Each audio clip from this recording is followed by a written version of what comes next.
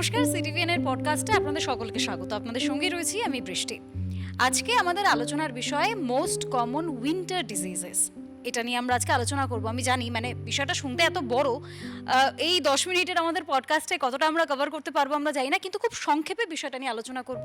আমার সঙ্গে আজকে রয়েছেন doctor Prosenjit Sarkar, senior consultant internal medicine and infectious diseases. Sir, অনেক স্বাগত। নমস্কার।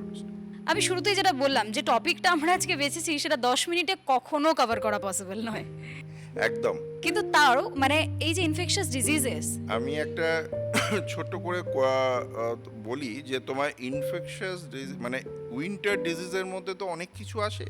ধরো সে লাংসের ইনফেকশন থেকে শুরু করে আর চামড়া ফেটে যাওয়া থেকে শুরু করে সব কিছুই আসে। আজকে আমরা একটু ছোট করতে হবে, নাহলে এতটা কম সময় আমরা কিছুই আলোচনা করতে পারবো না। তার মধ্যে আমার মনে হয় এই সময় সব থেকে বেশি লোকে যেটা নিয়ে আক্রান্ত সেটা হলো ইনফেকশন, এবং সেটা মূলত চেস্ট ইনফেকশন বা অ্যালার্জিক প্রবণতা বা অ্যালার্জিক রাইনাইটিস, মানে upper and lower respiratory tract infection. এই নিয়েই লোকে জর্জরিত। এইটাতেই আজকে আমরা মোটামুটি সীমাবদ্ধ থাকি। এখানে দেখা যাচ্ছে যে মূলত এই সময়টাতে তোমার ফ্লু, কমন কোল্ড, যার প্রাদুর্ভাব খুব বেড়ে যায়, এবং এর সাথে লোকের চেস্ট ইনফেকশন হচ্ছে, নাক দিয়ে জল পড়া ইত্যাদি এসব দিয়ে শুরু হচ্ছে। তারপর কাশি, সে কাশি আর কমছে না, এবং এর সাথে যার এক্সিস্টিং লাং ডিজিজ আছে, ধরো কারো সিওপিডি আছে, অ্যাজমা আছে বা ব্রঙ্কাইটিস আছে, সেটা ভীষণভাবে বেড়ে যাওয়া। তাহলে অ্যাকিউট বা ক্রনিক ব্রঙ্কাইটিস, সিওপিডি বা অ্যাজমার এক্সাজারবেশনস, এবং কমন কোল্ড, ফ্লু, এবং তার মধ্যে ইনফ্লুয়েঞ্জা এ, বি, রেসপিরেটরি সিনসিটিয়াল ভাইরাস, এটাই মূলত এই সময়ের সমস্যা।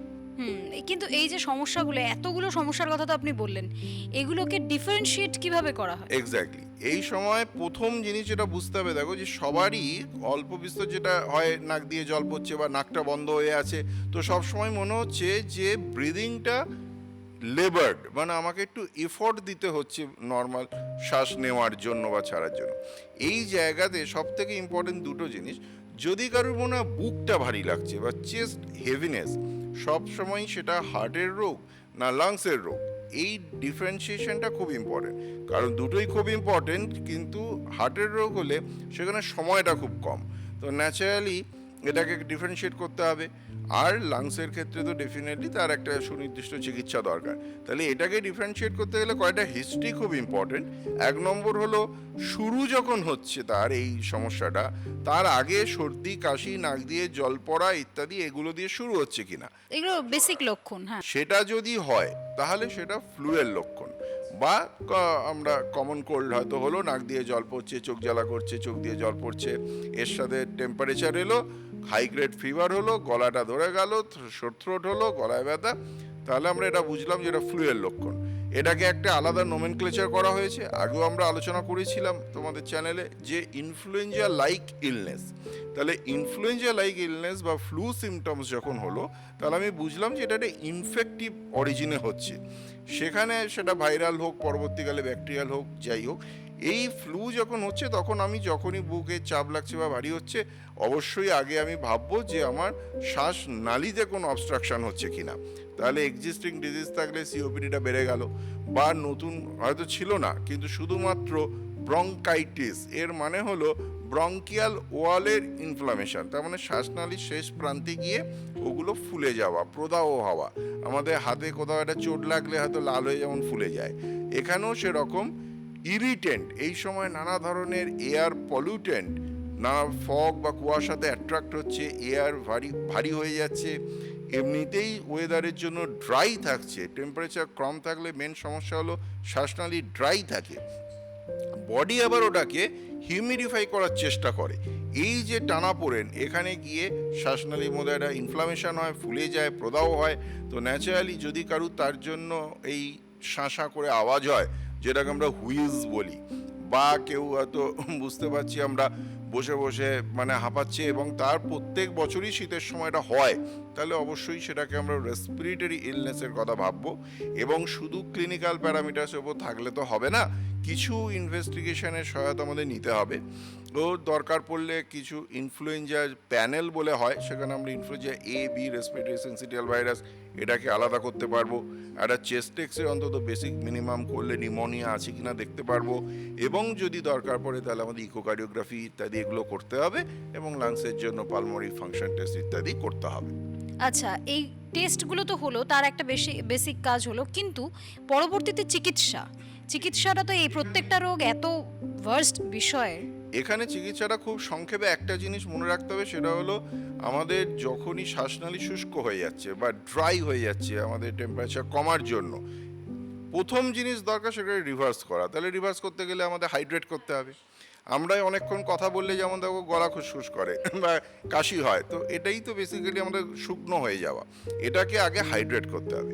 শীতকালের সমস্যা হলো যে আমরা এমনিতেই জল কম খাই, জলের টেস্টও ভালো লাগে না, জলও ঠান্ডা লাগে, গরম জল খাওয়া আমরা উষ্ণ যাদের কান্ট্রি টেম্পারেচার তাদের আমাদের অতটা অভ্যেসও থাকে না, তো ফ্লেভার্ড জলও সবসময় খাওয়া মুশকিল, ওদের সুগার কন্টেন্ট বেড়ে যায় ইত্যাদি। তো গরম চা বা অন্যান্য ফ্লুইড যার মাধ্যমে আমি হাইড্রেট করতে পারবো নিজেকে, এটা প্রথম। দ্বিতীয় যেটা সেটা হলো অযথা বসে বসে কাশির সিরাপ খাচ্ছি, কাশি যাচ্ছে না বলে, এটা করা যাবে না।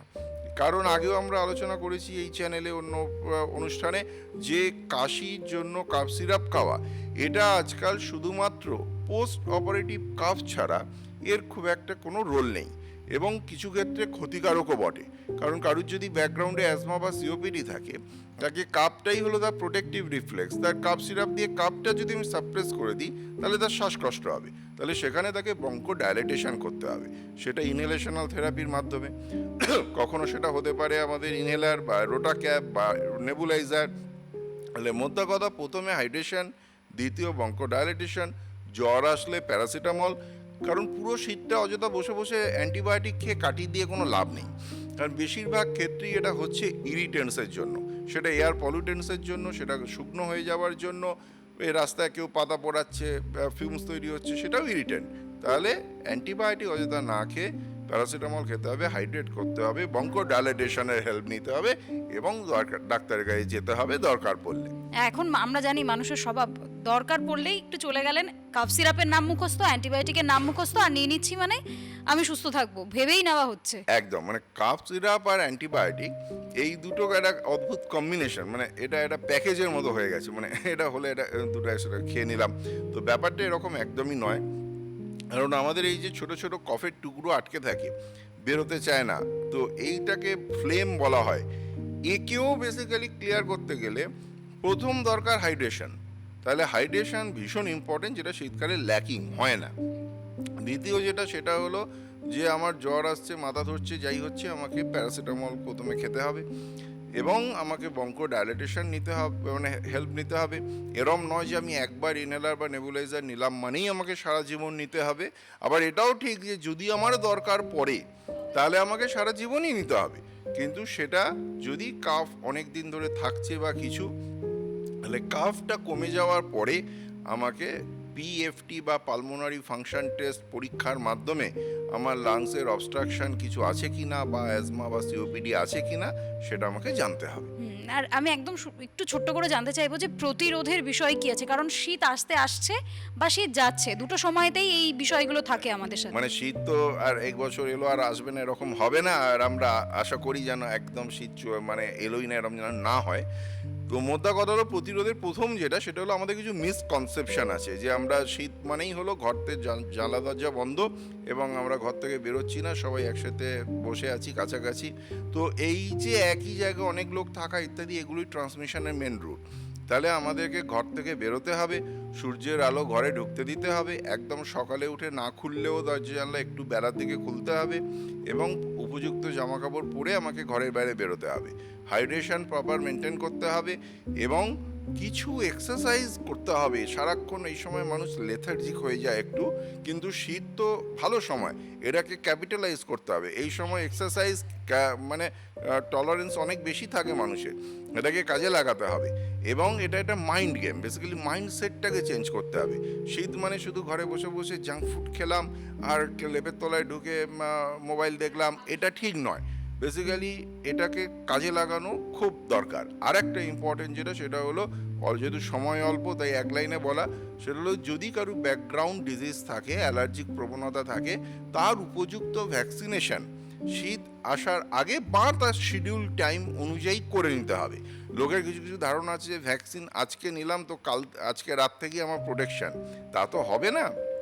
সেটা আবার 2 মাস সময় লাগবে অ্যান্টিবডিটা তৈরি হতে।